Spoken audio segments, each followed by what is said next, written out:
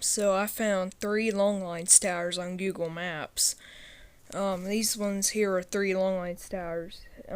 One of these towers used to have its cone antennas, which they were taken down.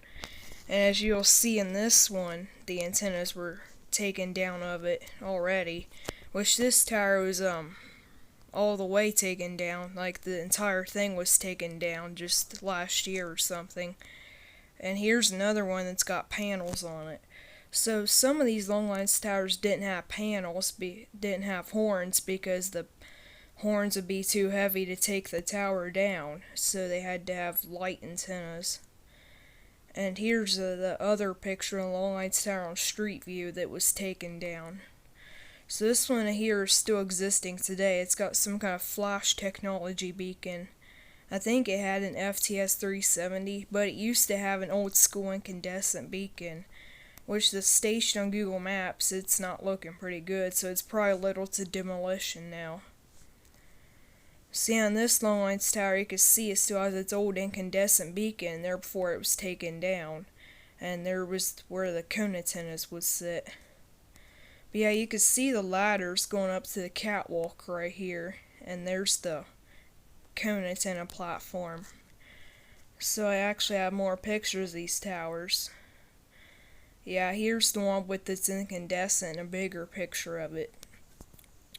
So this one here, I really hope they kept the incandescent beacon before they take the tower down, because I'd really hate for them to recycle the incandescent beacon instead of just give it to someone and they could take care of it.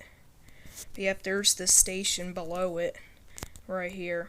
So yeah, that's the building below it, and you can see the sign markers on the tower. So yep, there's the sign markers about halfway up. And the things that go off to the side of the tower up there, those were the waveguide radiation pipes that go up to the cone antennas, and it would go out to the other towers. So this is the next tower. It's pretty far from the other one. Yeah, this one's falling apart. Oops. Yeah, this one's got pieces everywhere. This one's probably taken down too, or demolished. Which there is a couple of them I know that got demolished, and there's just pieces of this tower everywhere.